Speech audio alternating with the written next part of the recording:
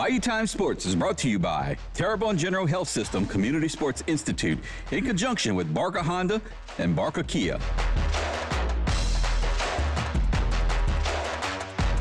Hi, everybody. Welcome to Bayou Time Sports. Nicholls on the road again in football this week. They'll be going out to Beaumont to take on Lamar University. So happy to have with us Coach Tommy Rybacki as we take a look at that game Saturday at 3 o'clock is start time over in Beaumont.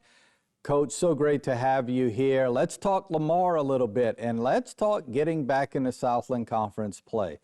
It's a situation where, obviously, after the UIW game, it's a little disappointing to have these losses that you've had, but none of them were in conference, right? I mean, if there is that silver lining, none of them were in conference, and I sort of like the thought that you have a chance to rejuvenate, and this is what matters, correct? Yeah, absolutely. Of course, you'd like to be 5-0 or even have a better record at this point coming out of non-conference play, but you're exactly right. Most importantly, we're 1-0 in conference, and we got a chance to retool and get ready for this conference stretch here, and it starts with Lamar this weekend. Provost Umphy Stadium in Beaumont is where the game will be held. Again, it'll be 3 o'clock on Saturday afternoon. You can catch it on ESPN+, but I know that there is a large contingent from here in the Bayou region planning on making a trip out there. One thing about Lamar, they're pretty good. There was a time where Lamar, you just sort of didn't know, but Lamar handled, I say handled, they actually had to fend them off a little bit. Central Arkansas, who usually has a pretty good program there. But the one that sort of stood out to me, the win they had over South Dakota, because South Dakota is a good football program.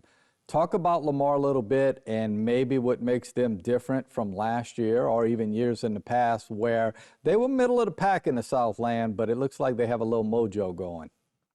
Right, for sure. You can see the build over the course of 3 years for Coach Rossamondo. He got there in 2023, and that was his first season. You see how this program has taken shape, and it's been consistency over time. You know, they've been able to develop a lot of players, and we're playing this year against some of the same guys that we were playing against in 2023, so their retention has been very good. And then they had the, you know, the consistency in their offense, their defense, and their special team schemes. And you can see a lot of those guys this year that were building blocks for him are now seniors, and so they're leading the team, and they're off to a really good start with their 3-1 record to this point. They won 35-32 over Central Arkansas last week. I'm not sure where that game was held. I'm sure you guys have seen film on that. Yeah, it was at home. So they were at home. So they're at home in 2 weeks. Is it a situation now where, listen, you opened up at home against UIW. It's been a long road trek, and not necessarily just being on the road, just being away from home. Do you see sort of any residual effect for that, like the kids are itching to get back to John L. Guidry? Because it's still quite a ways to be back at John L. Guidry. It won't be till the latter end of October. Talk about trying to get the kids and I guess the psychological effect of being away from home has on a team. Right. And credit to our guys. They've done a really good job of managing the road trips. None of the trips that we've made to this point have become an overwhelming thing for them. And that's a credit to their maturity and their ability to prepare and focus on the game. But of course, it builds over time. You continue to travel, and over time, your team becomes a little bit fatigued from that. But, you know, that's our guys are excited to get back to some familiar conference play. You know, they play Lamar year in, year out. And so for them, as much as it is to get back to home at some point in the next few weeks, it's about getting back into this conference and playing against some teams that they're used to playing and familiar with and competing for the conference championship that I know that they want to win. Aiden McCown, the quarterback for the Cardinals, doesn't throw it a whole lot, but he's very efficient. Last week, he completed 13 of 17 passes, not a whole lot of yardage. Are they for us who are sort of out there trying to feel this out, a run first team, a pass first team, balance? What's their scheme like?